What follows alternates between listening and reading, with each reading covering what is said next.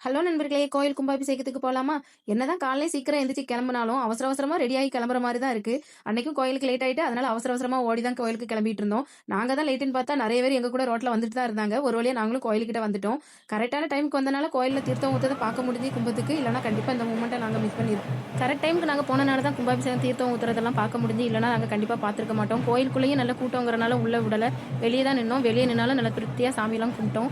நாங்க நெனச்சத விட நல்ல கூட்டமா இருந்து, நான் திருவிழா டைம் தான் இவ்ளோ கூட்டம் இருக்கும்னு நெனச்சோம். ஆனா கும்பாபிஷேகத்துக்குமே நல்ல கூட்டமா இருந்து, அப்புறமா தீர்த்தம்லாம் தெளிச்சு விட்டாங்க. இந்த ஓசு மாட்டி எல்லார் மேலயும் தண்ணிலாம் அடிச்சு விட்டுட்டு இருந்தாங்க. நாங்களும் அதுல போய் தண்ணிலாம் மேல படுற மாரி போய் நின்னுட்டு, அப்புறமா கெளம்பிட்டோம். பக்கத்துலயே அப்புறம் மோரு, ஜூஸ் இந்த மாரிலாம் குடுத்துட்டு இருந்தாங்க. இந்த வெயிலுக்கு அது ரொம்ப நல்லா இருந்து, அதையும் நாங்க வாங்கி குடிச்சிட்டு கெளம்பிட்டோம். உங்களுக்கு இத பார்க்கும்போதே தெரிஞ்சிருக்கும் எவ்ளோ கூட்டமா இருக்குன்னு.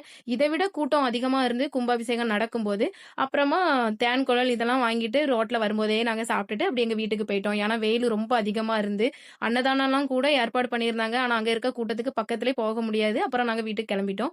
கோயில் கிட்ட தான் பஸ் ஸ்டாப் இருக்குங்கிறனால, அந்த சைடு பஸ் எதுவும் போகலங்கனால தெருவுக்குள்ள தான் பஸ்லாம் விட்டுருந்தாங்க. இது ஒரு குட்டி மினி விளாக் தான். இனி ஈவினிங் டைம் கோயிலுக்கு போனோம். அந்த விளாக்கும் அப்லோட் பண்றேன். நெக்ஸ்ட் வீடியோல பார்க்கலாம். என்னோட சேனலுக்கு சப்போர்ட் பண்ணுங்க. சப்ஸ்கிரைப் பண்ணுங்க. பாய்.